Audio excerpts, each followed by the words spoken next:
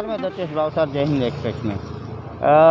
पूरे भारत, कच्छ और गुजरात के जो हालात हैं उसके चलते कच्छ ज़िले में आज जो रेवेन्यू सेक्रेटरी है जेपी गुप्ता, उनको भेजा गया है। वो 1-2 दिन में कच्छ ज़िले की स्थिति को समझेंगे और उसके मुताबिक आगे की कार्रवाई करेंगे, ऐसा उन्होंने ब्रीफ दिया।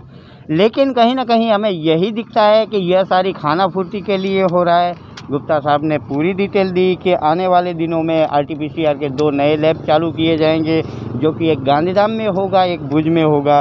टेस्टिंग की क्षमता बढ़ाई जाएगी, लेकिन अभी तक यह नहीं बताया उन्होंने कि टेस्टिंग के सच्चे फिगर क्यों नहीं दिए जा रहे हैं।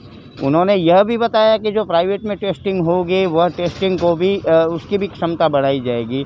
इसका मतलब यह है कि सांप निकल जाने के बाद अब सरकारें लकीरें पीटने का काम कर रही है। आज की स्थिति भयावह हो चुकी है। अब यह सरकारें टेस्टिंग के ऊपर ध्यान देने लगी हैं, तो पिछले 6 माह से वह सरकारें सोई हुई थी और आज शायद उनकी नींद जागी है। गुप्ता साहब ने यह भी बताया कि कच्छ ज़िला सौभाग्यशाली ज़िला है, क्योंकि गुप्ता साहब ने करीब कई बार अलग अलग तबकों में यहाँ पर काम किया है। उनका कहना यह था कि कच्छ में जो ऑक्सीजन की सप्लाई है, मतलब उत्पादन है, उतनी उससे ज़्यादा उत्पादन से ज़्यादा यहाँ पर खपत नहीं है। मतलब दोनों ही बैलेंस है, जितनी क्षमता उत्पादन की है उतनी ही खपत है। इसका मतलब यह है कि कच्छ ज़िले में ऑक्सीजन की कोई कमी नहीं होनी चाहिए। लेकिन हम पिछले 10 दिनों से देख रहे हैं बिना ऑक्सीजन के लोग मरे जा रहे हैं। इसका मतलब यही हुआ कि यह अधिकारी शायद उनकी कार्यक्षमता इतनी नहीं है कि वो मैनेज कर पाएँ। सबसे बड़ा प्रश्न ये था कि यहाँ की कलेक्टर मैडम प्रवीणा डी के, जो कि शायद कोविड पॉजिटिव है और वो सेल्फ आइसोलेशन में हैं। लेकिन उन्होंने जब से कच्छ का चार्ज संभाला है तब से अब तक वह लोगों के लिए और पत्रकारों के लिए तो आइसोलेशन में ही है। मतलब वो आइसोलेशन में रहे या ना रहें, कच्छ के लोगों और पत्रकारों को कोई उससे फ़र्क नहीं पड़ता। कई ऐसी बातें थी, जो 2000 बेड की बात हुई थी, मुख्यमंत्री यहाँ पर आए थे जिन्होंने 2000 बेड का डिक्लेयर किया था। गुप्ता साहब यह भी बता रहे हैं कि 2000 बेड में से 1000 बेड चालू हो चुके हैं, लेकिन एक का भी एड्रेस नहीं बता रहे हैं। तो यह बात हर लोगों को दिमाग में गर किए जा रही है कि अभी भी कच्छ ज़िले में और गुजरात में सिर्फ़ और सिर्फ कागज़ों पर ही कार्रवाइयाँ हो रही हैं, कागज़ों पर ही बेड बन रहे हैं और कागज़ों पर ही इलाज हो रहा है। जबकि मुख्यमंत्री ऐलान करते हैं, यहाँ पर जो सेक्रेटरी हैं वो बताते हैं कि 1000 बेड चालू हो चुके हैं, लेकिन कहाँ चालू हुए हैं किसी को भी पता नहीं है।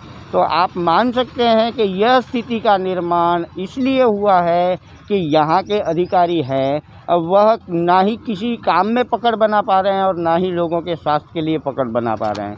ऐसी स्थिति में हम फिर से आपसे कहेंगे कि आप घर में रहें, सुरक्षित रहें, मास्क पहने, सैनिटाइज़र का उपयोग करें।